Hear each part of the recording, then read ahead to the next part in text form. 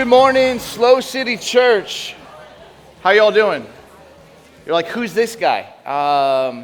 My name's Steve Carter, and I have had the privilege to know your pastor for a few years. It's been fun just kind of tuning in. I'm originally from Ventura County, a little town called Camarillo at 805. And was there someone who just, are you from Camarillo too?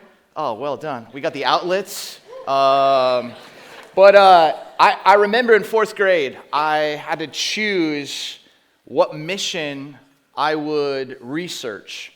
And we have the Santa Barbara mission, Island of the Blue Dolphins. We got the Ventura mission. So these are all really close by. And I was like, I'm going to make my parents go to San Luis Obispo. I like the way it sounded. And so I went home, told my mom and dad, hey, we have to go to San Luis Obispo. And they're like, why? Because there's like a mission. I got to do a report. So I came here like 40 years ago or so. No, not 40 years ago, but some long time ago. And then I came back in college, so I went to Cal State Fullerton and played Cal Poly. You all beat us. I played basketball, but I didn't. I sat the bench, got free shoes.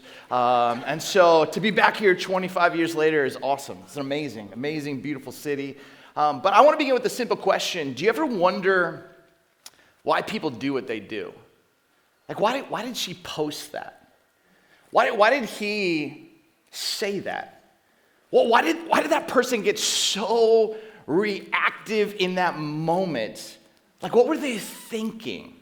And maybe the better question is, do you ever wonder why you do what you do? You ever have those moments where you're like, oh my goodness, what was I thinking? Like, I almost like lost control of myself and just literally reacted.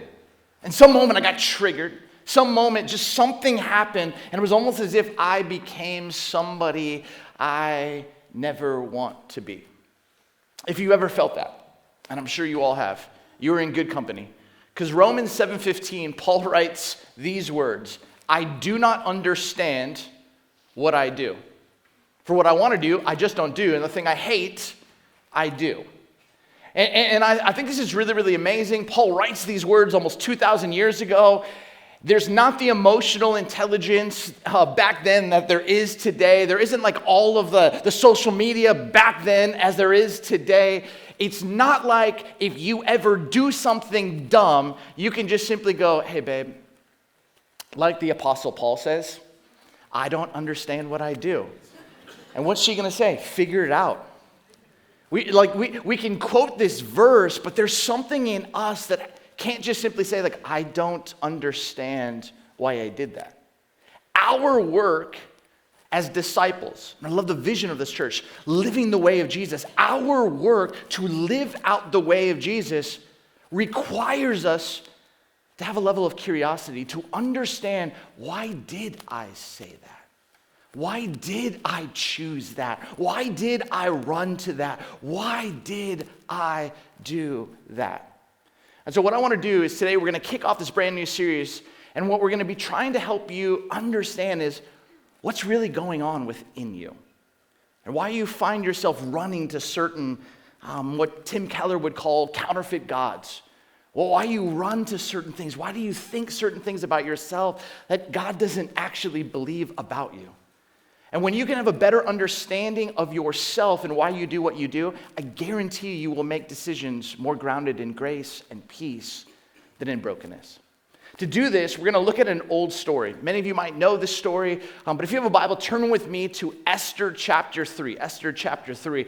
But we're not going to start in like verse 1 and make our way. We're actually going to go backwards. We're going to begin with the last sentence in the verse, which begins Exodus 3, verse 15.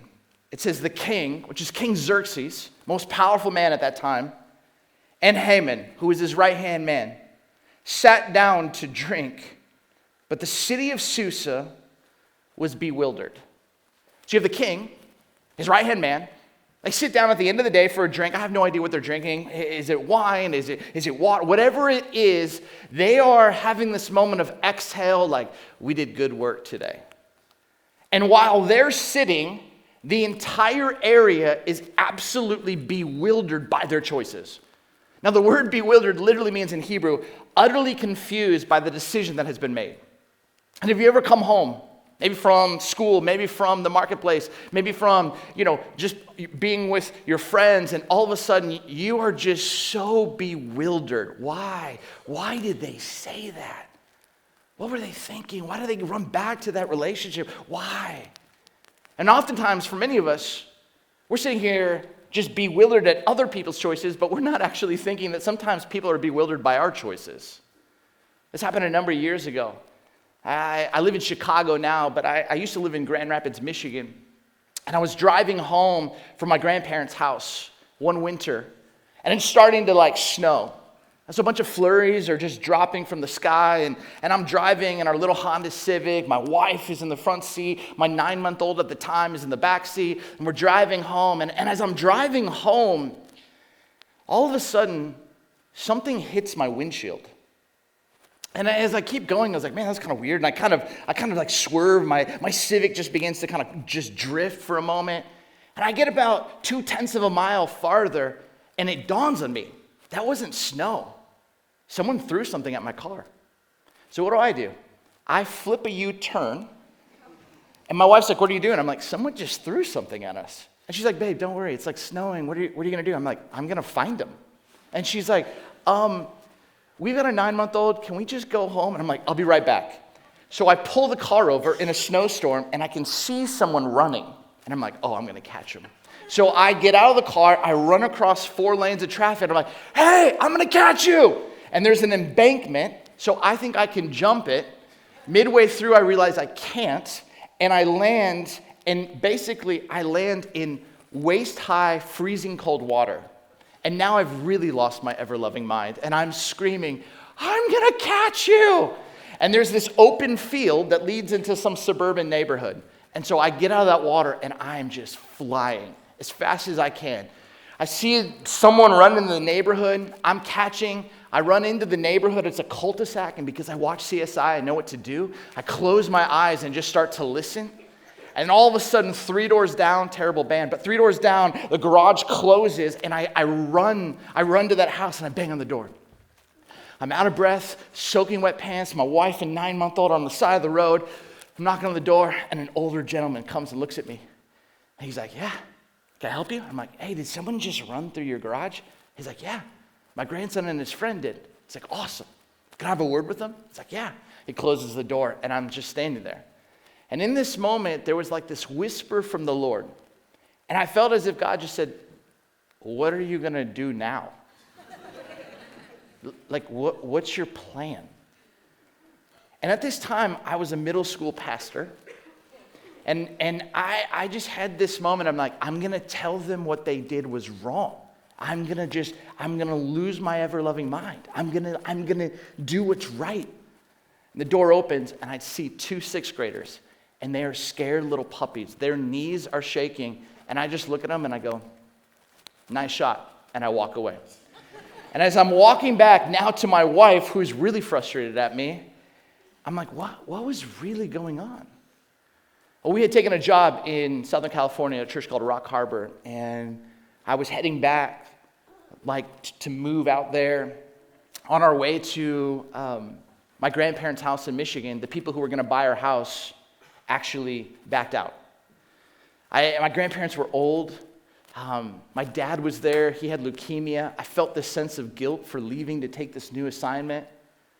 And I didn't actually know how to be attuned to what was happening within me until a 6th grader threw a chunk of ice at my car. And I didn't have the strength and the courage to actually deal with that and actually name that. I just wanted some sense of release. I called my mentor the next day and was processing what happened, and he said, welcome to the thing beneath the thing, the endless discovery of what's really going on. And we all know that whenever we find ourselves in arguments, it's not actually usually about this, it's about something underneath. Something that's underneath us. Something that's broken and fractured within us. And until we have the courage to name that, we'll continue to make decisions that don't honor who God made us to be, to honor what we want to be, and honor out trying to live out the way of Jesus. Go back with me to Esther chapter 3. The whole city's bewildered, but the question is, why are they bewildered? Look what it says in verse 13. Dispatches were sent by couriers to all the king's provinces with the order to destroy, kill, and annihilate all the Jews, young and old, women and children, on a single day, the 13th day of the 12th month, the month of Adar, and to plunder their goods. So why is the entire city bewildered? Because a genocide has been decreed. I don't know if you've ever seen a genocide up close. A few months after what took place in Rwanda, where the UN reports that in 100 days, two tribes, the Hutu and the Tutsis, went after each other, and in 100 days, 1 million people lost their life. To this day, if you walk in downtown Kigali, you will see people who are just missing limbs. The heartbreak of genocide. And this entire city is going, what is going on? Why? What would it cause King Xerxes to do this? If you look with me in verse 8, it says this, then King Haman said to King Xerxes, this is the why. There is a certain people dispersed among the peoples in all the provinces of your kingdom who keep themselves separate. Their customs are different from those of all other people, and they do not obey the king's laws. It is not in the king's best interest to tolerate them. If it pleases the king, let a decree be issued to destroy them, and I will give 10,000 talents of silver to the king's administrators for the royal treasury. Now, what's amazing is Xerxes' grandfather was a man by the name of Cyrus the Great, who really, deep down, is probably one of the greatest leaders the world has ever known. Cyrus actually influenced the Declaration of Independence. Cyrus the Great, in the book of Isaiah, he is not a believer. But in Isaiah, it was prophesied that there would be a man by the name of Cyrus who would be the Lord's anointed, who would actually free the Jewish people. And Cyrus, when the Jewish people were in exile, Cyrus came and someone brought him the scroll from Isaiah. He read it, was so moved, and he freed the Jewish people to actually go and rebuild the temple, and he paid for it.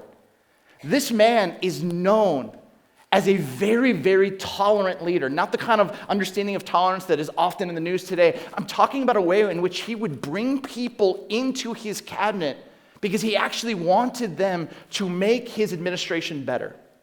He didn't rape and kill and murder like other kings. He actually invited people to influence him. And so now Haman, the right-hand man, to the grandson of Cyrus, is saying, there's a group of people, and you don't have to tolerate them. And you know what? I'm actually going to back it up with my own money. And we see in verse 11, after Haman says, I'll give you 10,000 talents, the king says to him, keep your money and do with the people as you please. Do with the people as you please. And so in 12 months, what Haman wants to do is wipe all of these people out. I told you I lived in Chicago, and when I moved from Southern California to Chicago, nobody told me about one thing in Chicago. I knew about the deep dish pizza, I knew about the Cubs, I knew a lot about Chicago, but nobody told me about one thing. And this you probably don't understand because you live on heaven here in SLO. But in Chicago, we have potholes, and they are everywhere. And if you've ever driven on a pothole, you know it. You just feel it. And what's amazing is one day I was driving, I was listening to sports radio, and I'm driving in downtown Chicago, and I hit a pothole. And all of a sudden, when I hit this pothole, I knew right away, man, I think I got a flat. So I pulled the car over. And as I get closer to my front right tire, I realize, there's a flat. But I remember in the city of Chicago that you could dial 311. And if you dial 311 and report a pothole, and the pothole has been previously reported and the city of Chicago has not fixed that pothole in due time, the city of Chicago will actually repair your damages to your vehicle. No wonder our state and city is going bankrupt, but that's another sermon. And so I'm praying, I dial 311, I report this pothole, the lady says to me, so sorry, Steve, you're the first one. But it dawns on me, I'm like, wait, ma'am, you have your own number. If I call 411, I get information. I call 911, I can get a first responder. But 311 to report a pothole, how many potholes do you have? And she's like, well, that's a good story. The Chicago Tribune just did a story on us. Do you want to guess? And I'm like, no, just tell me. She's like, no, take a guess. I'm like, I don't know, 15,000? She's like, a little bit more. I'm like, I don't know, 20,000? She's like, just think about it like this. From January 1st to March 21st, 100 days. How many potholes do you think we filled in? I'm like, I don't know, 25,000. She's like, a little bit more. 30,000. She's like, try again. I'm like, ma'am, you sound like my dad. You already know the answer. Just tell me what it is. And she's like, one more guess. I'm like, I don't know, 35,000. She's like, wrong. In 100 days, we filled in 108,000 potholes. And she said it with such pride. And she's like, if you go to our website, we have a pothole tracker where we literally show our work. And if you've never seen a pothole, this is what happens. Asphalt, water freezes, asphalt can't expand like our sweatpants, and this crater is created. They walk up to this pothole, they see it, they add some asphalt, they check a blue circle on the pothole tracker, City of Chicago, and they go to the next 107,999 to go. But sometimes they walk up to a pothole and they recognize this wasn't caused by freezing water. This wasn't caused by just the expansion, the asphalt not being able to do it. There's actually something that's happening underneath the surface. And maybe there's some sense of erosion. Maybe there's a pipe that is leaking. Maybe there's some issue with the sewage. But if they don't deal with that, a pothole can quickly become a sinkhole. And this is what happened in the city of Chicago. A 72-year-old man was driving, and all of a sudden the entire road gave out. You can see this picture, and the guy just ended up dropping 2 stories. Millions and millions of dollars of damage. And why do I say this? Because to be human, to interact with other people, to interact with a beautiful and yet very broken world, every one of us has experienced potholes. And every single day, there are people who are getting really, really close to these pain points in our stories. And sometimes, for many of us, we actually never look at these potholes. These issues of abandonment or neglect, these moments of shame, these decisions that we made, or where we let sin in, or we let somebody else's sin hurt us, and all of a sudden, we never just try to deal with it, we just find ourselves managing it, and then all of a sudden, someone drives over or gets close to or doesn't follow through, and what ends up happening is that pothole can quickly become a sinkhole. And it doesn't just affect us. It affects those around us. I've never met in 25 years of ministry someone who walks in my office and says, Steve, today's the day. Today's the day I'm going to absolutely blow my life up. Today's the day I'm going to self-sabotage all my integrity. Today's the day that I'm going to decimate my character. Today's the day that I'm going to hurt my family. Nobody ever says that. And yet it keeps happening in every arena. Politics, marketplace, schools, church, every arena. And the truth is, because I think for many of us, we've never had the courage to actually begin to ask ourselves, why do I keep doing the things I do? A number of years ago, I came home. I was serving at a church, and I was super excited about a sermon series idea. I was in the meeting, and all of a sudden, in this meeting, I experienced this guy shutting me down. He's an older leader. He just shuts me down. And so I drive home, and I'm just fuming. Like imagining myself having a conversation with him and be like, why do you keep doing that? And I come home, and I tell my wife's like, what's going on? I was like, well, this guy just frustrated me. And you know what she says to me? She goes, isn't God so kind? Like, what do you mean God's so kind? The guy was a jerk, have my back. She's like, God's so kind because he keeps bringing people into your life who remind you of someone who deeply wounded and hurt you. You've just, for 30 plus years, never had the courage to approach that. The real question is, today going to be that day? Or are you just going to keep pretending that that pain never happened? And I looked at her and I said, get behind me, Satan. No, I didn't say that. But she's right. Because oftentimes what happens is someone triggers us and we feel like this permission just to escape. Rather than get curious of, why did that affect me so much? You have the king and the right-hand man, and this guy is like saying, I will even fund to kill all of these people. Which makes you wonder, like, what would cause a person to do that? Look what it says in verse 2 of chapter 3. It says, but Mordecai would not kneel down and pay him honor. Who's Mordecai? Mordecai's a Jewish man. He's kind of this new character in the story. But to be the king or to be the right-hand man, every room that you would enter in, people had to kneel to show a level of honor and respect to your position. But some reason, whenever Haman entered, Mordecai, the Jewish person, wouldn't bow down. He just wouldn't. He just stood. Everybody else bowed down. And because of this, it caused a level of frustration and angst within Haman. Look what it says in verse 5 and 6. When Haman saw that Mordecai would not kneel down or pay him honor, he was enraged. Yet, having learned who Mordecai's people were, he scorned the idea of killing only Mordecai. Instead, Haman looked for a way to destroy all Mordecai's people, the Jews, throughout the whole kingdom of Xerxes. He could just have killed Mordecai.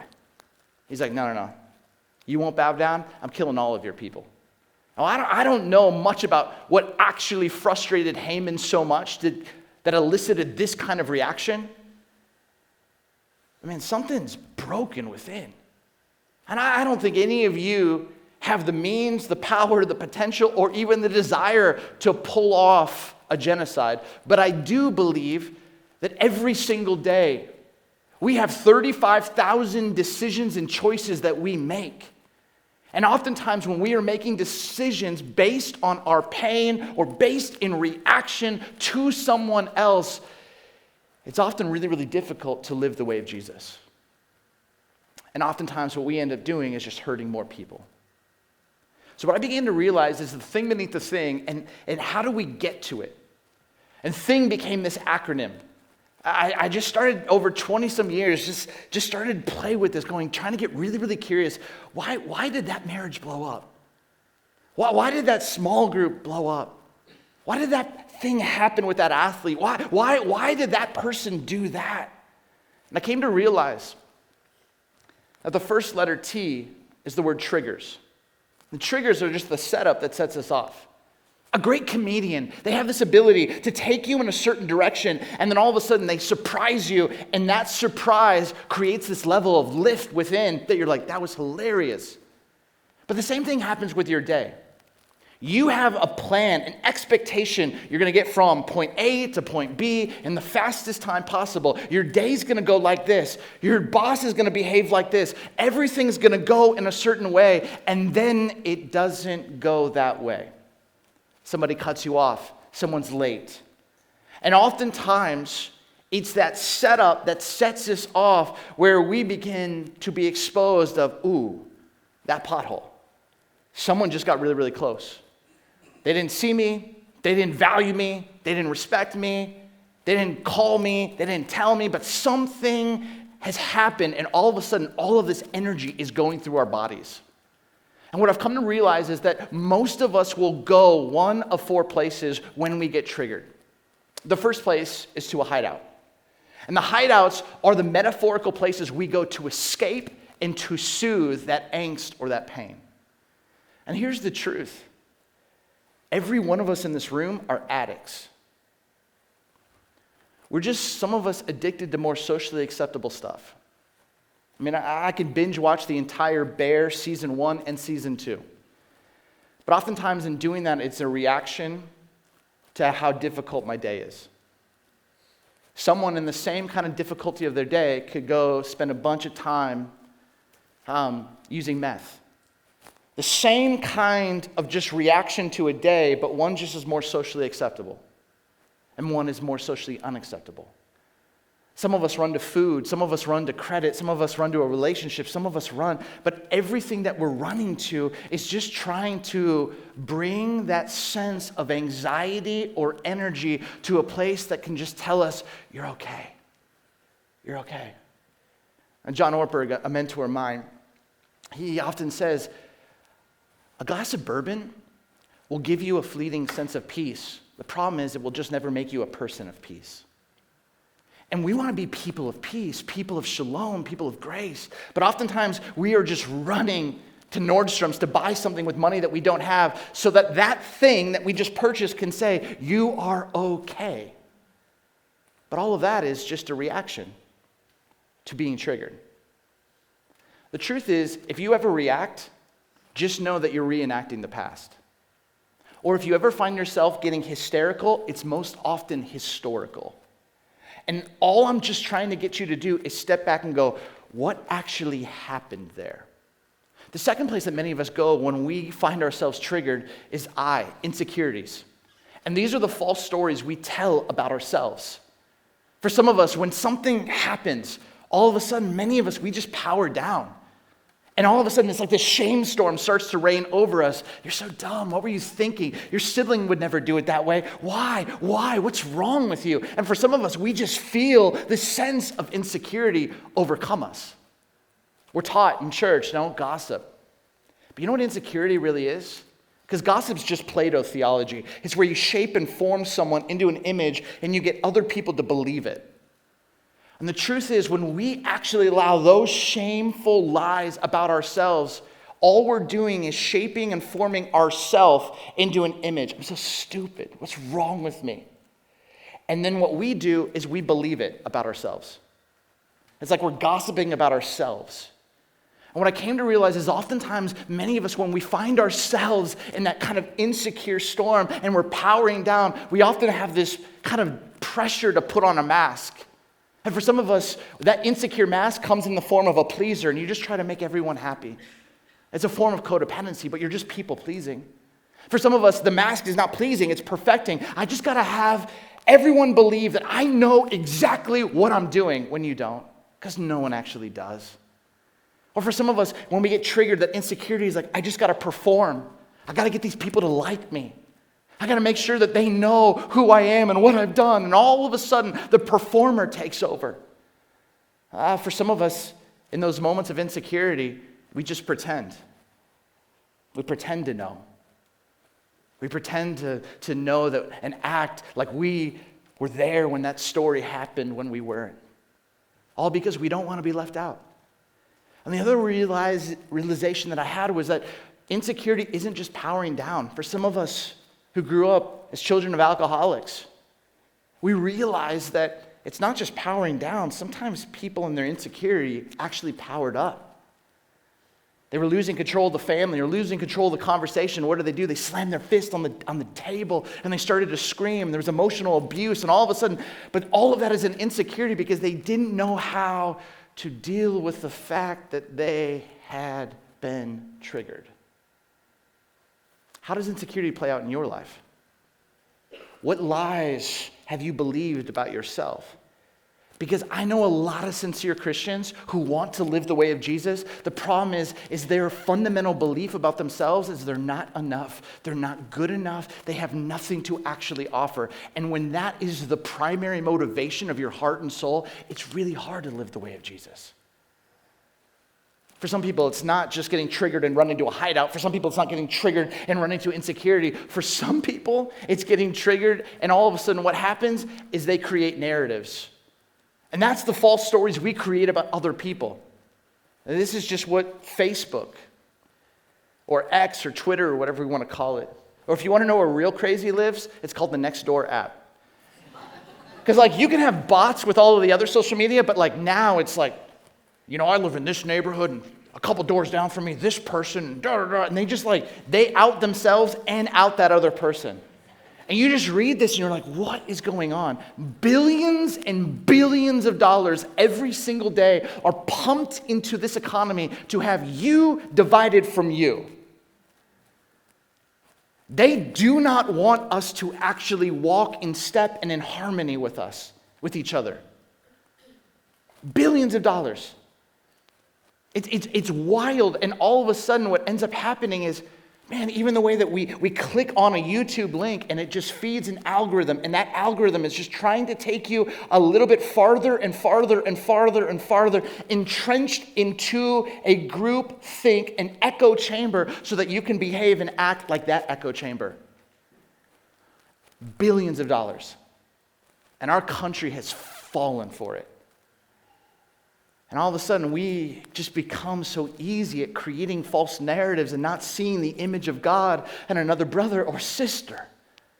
Not actually wanting to listen and get curious. But we just find ourselves getting so triggered. And you know what? I'm going to go to Twitter, and I'm going to go, and I'm going to say this, and I'm going to do this. And all I want to do is create so much distance from all those people.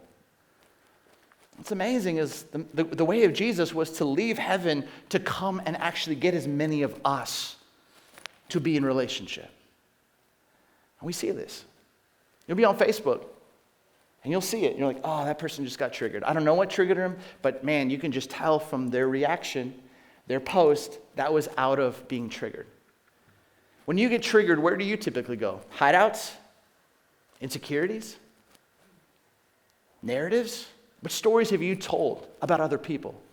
That you just go, oh, deep down, that's not true about her or about them. That's more about me and what was happening within me. The bravest work that you can do is actually begin to get curious about those potholes, about those wounds, about those areas in your life and your story, because the truth is Jesus isn't just trying to save you to get you from here up there. He's actually trying to get their heaven into here. He's trying to actually heal every part of you so that you would actually be someone who is whole, holy, and spiritually healthy. The Wesleyan church, John Wesley, was this amazing thought leader for many, many years. And he would often talk about that there were 3 stages of grace. We often in the church just only talk about one stage of grace, which is receiving, believing, accepting Christ, and having that free ticket to eternity. But what Wesley said was that there were 2 other stages. And one of those stages he referred to as sanctifying grace.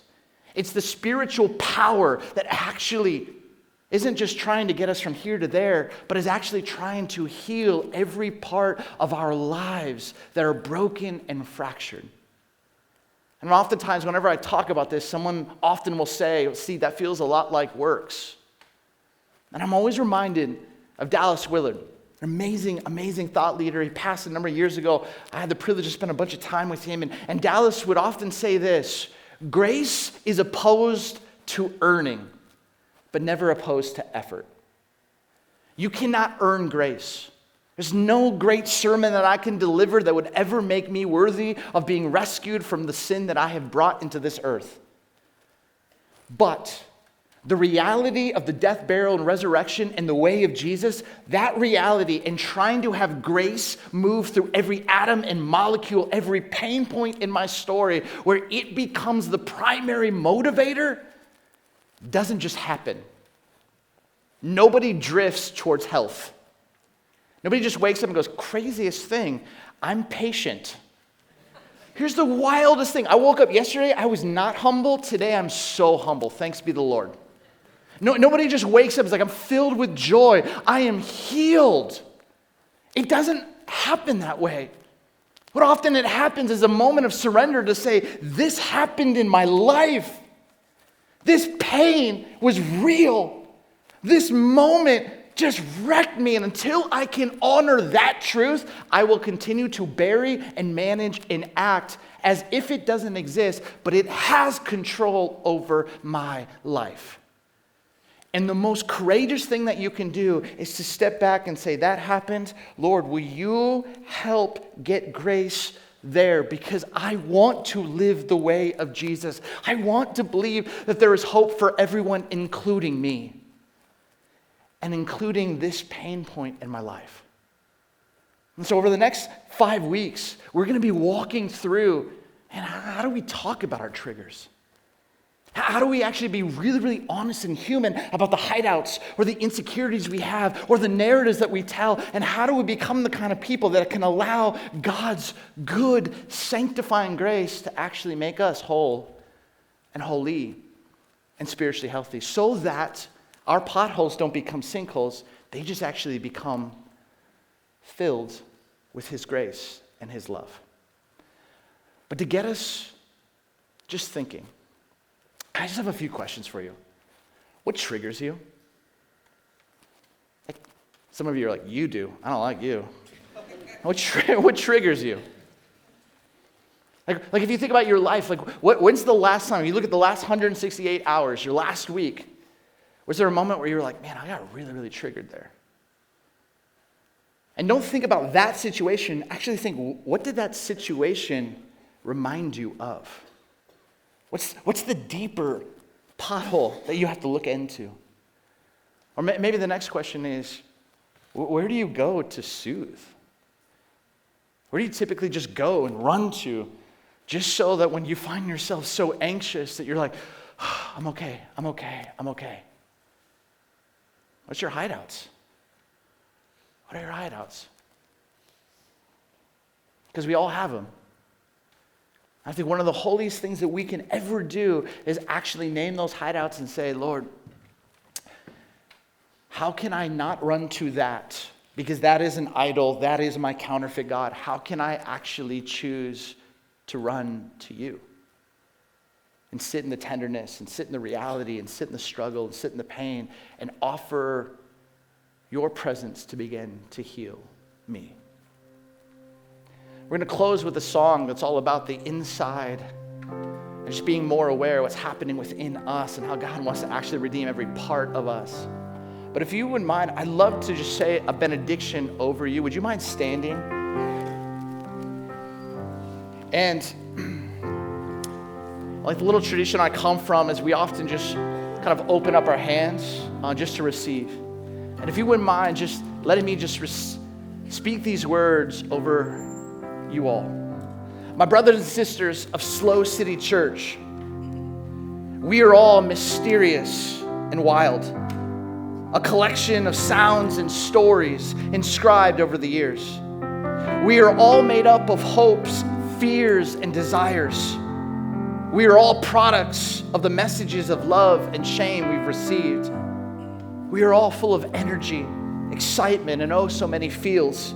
It's who I am, it's who you are, sacred and holy.